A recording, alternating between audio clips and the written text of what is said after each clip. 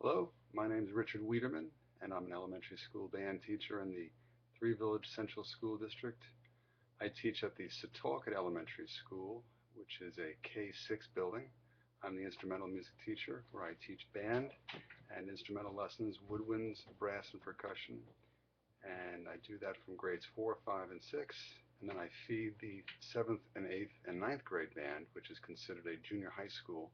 Not a middle school, this is a traditional junior high school. And I've been teaching for 27 years, most of which has been in the elementary school setting.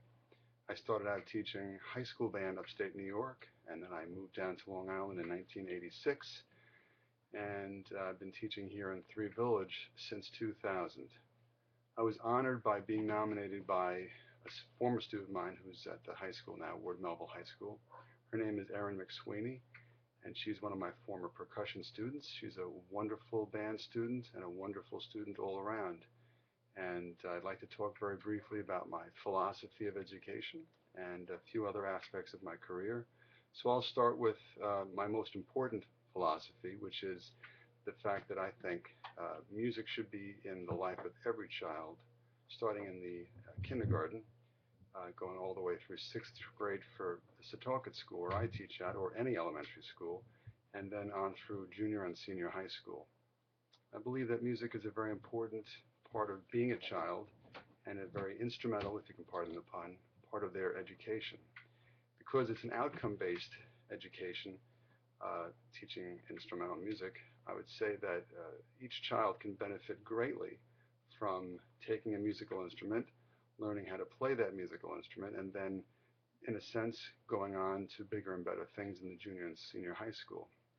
Our beginner band concert, which is in the fourth grade, we just finished up that concert a couple of weeks ago, is the culmination of a whole year's worth of work as a beginning instrumentalist.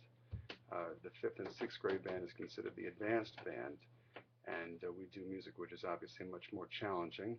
And in fact, we're going to be performing for the New York Mets on Father's Day, which is next week. That honor was given to us after we sent in a videotape for the Star Spangled Banner. That performance will take place at Citi Field and in front of about 54,000 people, and we're very excited about that. It's the second year we were actually invited to do that, and it's a great honor. So playing in public is one of the things that I think is very important for children. It's not enough to just learn how to play their instrument and then play it for their band teacher or their mother and their father. It's wonderful to get out into the community and be a part of the Three Villages as a whole. We teach in the Three Village School District. We live in the Three Village School District, and we like to, perform in the Three Village District and the whole tri-state area. So that's the first part of my philosophy. Uh, when I think about my philosophy, it's really not all that complicated because when I said that it's for every child, it is very important that from the time they're born to the time they go to college and beyond, that music understanding and music appreciation and music literacy is a part of their life. Not every child is going to be a music major, and certainly that's not the point of what I do. In fact, one of the questions was, what was my proudest moment?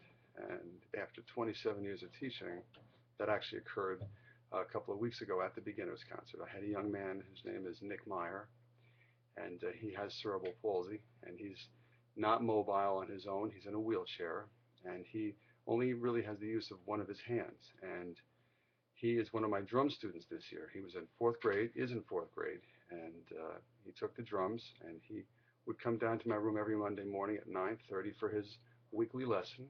And he had the stick-to-itiveness and the drive to get through the whole year, even though it was extremely challenging for him to A, even get down to the room on time, B, to even try to participate in the class with the other students. But ironically enough, at the end of the school year, he was the only student left in his class. The other students actually had dropped out, had quit the class, and Nick had stayed in it. And when it came time to rehearse with the beginner band, he had that same drive and same motivation. And when I turned around to look at him during the performance as I was conducting, he had this incredible look on his face while he was doing Let's Go Band, he was playing the bass drum. And there was something electric about that moment, and I kind of captured in the back of my mind. And what I'm going to do is I'm going to post a picture of him right after the concert, because if you could see the look on his face, The gratification of knowing that he had started something and completed it, that was probably, for me, a milestone moment, one of those moments that you kind of remember for the rest of your life. Just besides being a wonderful boy, it just showed to me and the other kids who gave him a standing ovation what it's like to start something and complete it. Because in today's society, everything is digital this and press a button that. And I think what being in a band teaches you, besides being humble, is the fact that it's not enough to just pick up an instrument and then think you're going to play it. You actually have to spend a good amount of time learning that instrument. So practicing and spending 20, 15, 20 minutes a day, maybe 25 minutes, it's not that easy for a child. And it's kind of an old school philosophy, but when you think of starting something, a task like that, and just mastering an instrument, it's a very significant thing, and that's probably one of the most important lessons that can be learned.